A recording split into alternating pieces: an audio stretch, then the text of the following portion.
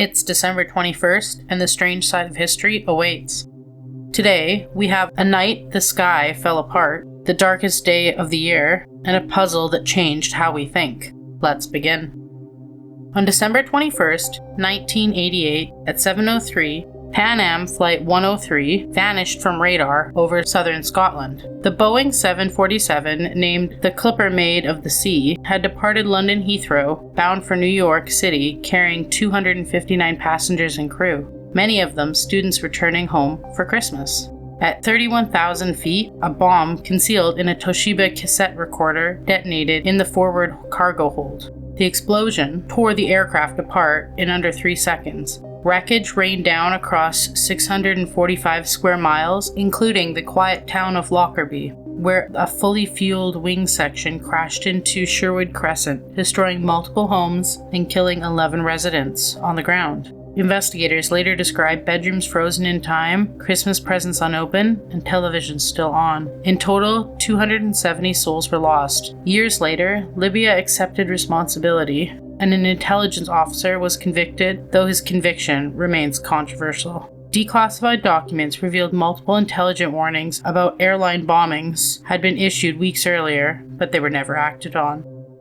What haunts investigators the most isn't just what happened, but what was ignored. The warnings were there, and the cost of silence, it was measured in lives. On December 21st, as the sun sank on the lowest point of the year, it slipped perfectly behind the massive stones of Stonehenge, marking the shortest day and the longest night. To the people who built Stonehenge, this was not a coincidence, it was survival. The sun's retreat meant cold, hunger, and death. Its return meant life. Archaeologists believe that both winter and summer was the site's true purpose. Animal bones found nearby suggested midwinter feasts and rituals held when communities gathered together to endure the darkness. The alignment marked rebirth, the promise that the light would return after the longest night. Even today, the sun disappears behind the stones. Modern druids, pagans, and spiritual pilgrims stand in silence, watching the same ancient moment. On December 21st, 1913, a small experiment appeared on page 11 of the New York World newspaper. Created by Arthur Wynne, a British-born journalist, the puzzle was called a word cross. It was diamond-shaped, containing 32 clues, and had no blank squares, only empty boxes waiting to be filled. Wynne designed it simply to fill space in the paper's Sunday edition. He had no idea what he'd started. Readers immediately wrote in, asking for more. Within weeks, people reportedly spent hours on the puzzles, skipping meals, arguing over answers. By the 1920s, the word crossword had officially been adopted, and newspapers across the United States and Europe rushed to print them daily. The obsession grows so intense that some workplaces banned crosswords during office hours.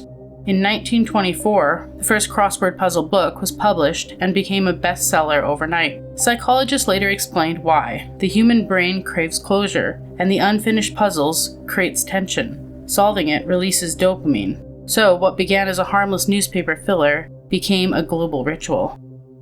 More than a century later, we still chase answers in the same way, square by square, unable to stop the pattern until it's complete. Another day, another strange bite from history. Like, comment, and subscribe. Your next eerie dose is just a day away.